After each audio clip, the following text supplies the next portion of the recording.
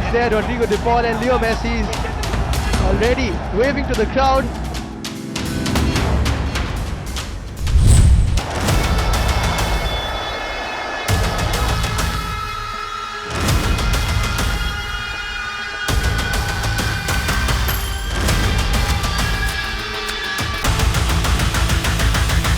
Messi বিশৃঙ্খলার পর থেকে বারবার সমালোচনা ঝড় উঠেছে, কারণ যে সময় বিশৃঙ্খলা মেসিকে কেউ দেখতে পাননি, সে সময় মেসির সঙ্গে বারবার গা ঘেঁষে দেখা গিয়েছিল রাজ্যের ক্রীড়া মন্ত্রী অরূপ বিশ্বাসকে। সমালোচনার ঝড় বারবার উঠেছিল যে রাজ্যের একজন মন্ত্রী কিভাবে বারবার সঙ্গে সঙ্গে থেকে যান, যেখানে সাধারণ মানুষ টিকিট কেটে কোনোভাবেই মেসিকে দেখতে পাচ্ছেন না। শেষমেশ অরূপ বিশ্বাস ইস্তফা দেওয়ার ইচ্ছে প্রকাশ করলেন। তিনি জানিয়েছেন যে পরিস্থিতি তৈরি হয়েছে সেই পরিস্থিতিতে, অর্থাৎ গত 13ই ডিসেম্বরের কথা তিনি বলেছেন, লিখছেন যে মেসি আসার সময় যে পরিস্থিতি হয়েছিল তার প্রেক্ষিতে তদন্ত কমিটি তৈরি করা হয়েছে এবং তার প্রেক্ষিতে নিরপেক্ষ তদন্ত যাতে হয় তার স্বার্থে, অর্থাৎ নিরপেক্ষ তদন্তের জন্য ক্রীড়ামন্ত্রীর পদ থেকে সরে যেতে চাইছেন অরূপ বিশ্বাস। ইতিমধ্যে যে তদন্ত কমিটি তৈরি হয়েছে সেই তদন্ত কমিটি সুপারিশ করেছে, যে সুপারিশ মেনে ডিজিকে শোকজ করা হয়েছে, যে সুপারিশ মেনে বিধাননগরের পুলিশ কমিশনারকে শোকজ করা হয়েছে এবং একের পর এক স্টেপ নেওয়া হচ্ছে। 4জন আইপিএস অফিসারকে নিয়ে সিট গঠন করা হয়েছে। ঠিক এরই মাঝে অরূপ বিশ্বাস জানিয়ে দিলেন ক্রীড়ামন্ত্রীর পদ থেকে সরে যেতে চান। আসলে গত কদিন ধরে যেভাবে সমালোচনায় বিদ্ধ হয়েছেন তাতে এছাড়া বোধহয় তার হাতে আর কোনো উপায় ছিল না।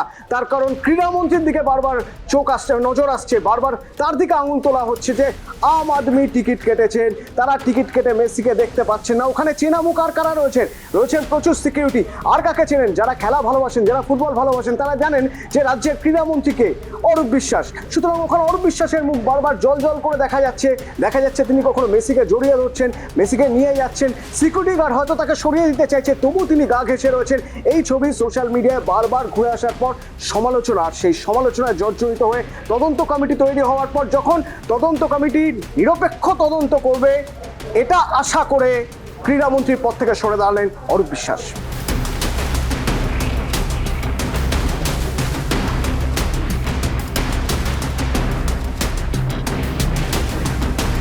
অবসরপ্রাপ্ত বিচারপতিকে নিয়ে 3 সদস্যের একটি তদন্ত কমিটি তৈরি করা হয়েছিল যে কিভাবে এই বিশৃঙ্খলা হলো, কারণ এটা তো রাজ্যের জন্য অপমানসূচক একটা ঘটনা, দেশের জন্য অপমানসূচক ঘটনা। সুতরাং তদন্ত করে জানতে হবে যে কেন এই ধরনের ঘটনা ঘটলো। তদন্ত কমিটি একটি সুপারিশ করে, কি সুপারিশ না, একটি সিট গঠন করতে হবে, স্পেশাল ইনভেস্টিগেটিং টিম আইপিএস এর দিয়ে তারা বিচার করবে, কারণ তারা বুঝতে পারছেন যে কোথাও একটা গাফিলতি হয়েছে। এই গাফিলতি পুলিশের দিক থেকেই হয়েছে। এই সুপারিশ পাওয়ার পর নবান্ন থেকে প্রেস রিলিজ করা হলো। এই প্রেস রিলিজ কি না, office of the chief secretary অর্থাৎ মুখ্য সচিবের তরফে একটি প্রেস রিলিজ করে বিবৃতি দিয়ে জানানো হলো যে রাজীব কুমার, পশ্চিমবঙ্গের ডিজি রাজীব কুমার, তাকে শোকজ করা হলো। 24 ঘন্টার মধ্যে জবাব দিতে হবে। আর কাকে শোকজ করা হলো? শোকজ করা হলো বিধাননগরের সিপি মুকেশ কুমার। 24 ঘন্টার মধ্যে তাকে জবাব দিতে হবে।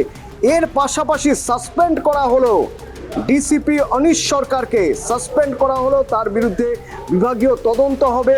এছাড়াও Rajesh Kumar Sinha, principal secretary of youth affairs and sports department অর্থাৎ ক্রীড়া সচিব রাজীব সিনহা, তাকেও বলা হলো যে ক্লারিফিকেশন দিতে হবে সেদিন এই মিসম্যানেজমেন্ট কেন হচ্ছে।